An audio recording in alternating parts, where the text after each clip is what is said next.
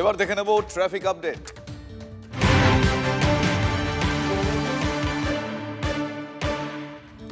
আজ সকাল থেকে শহরের যান চলাচল স্বাভাবিক। আজ শহরে বড় কোনো রাজনৈতিক কর্মসূচি নেই বলে ট্রাফিক কন্ট্রোলের তরফ থেকে জানানো হয়েছে। সকাল থেকে আজ যান চলাচল মোটের উপর স্বাভাবিক। আমার সহকর্মী সোমা এই মুহূর্তে আমার সঙ্গে রয়েছেন। সোমা, আজ বিশেষ কোনো মিছিল মিটিং এই সমস্ত নেই শহরে, রাজনৈতিক কর্মসূচি যাকে বলে। সকাল থেকে কি পরিস্থিতি ট্রাফিকের?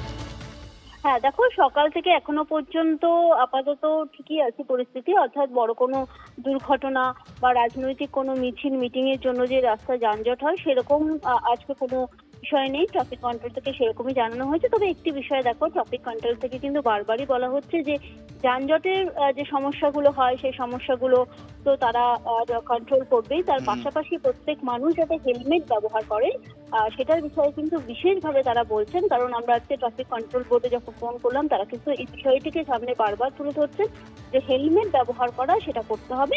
আপাতত সকাল থেকে যান চলাচল স্বাভাবিকই রয়েছে।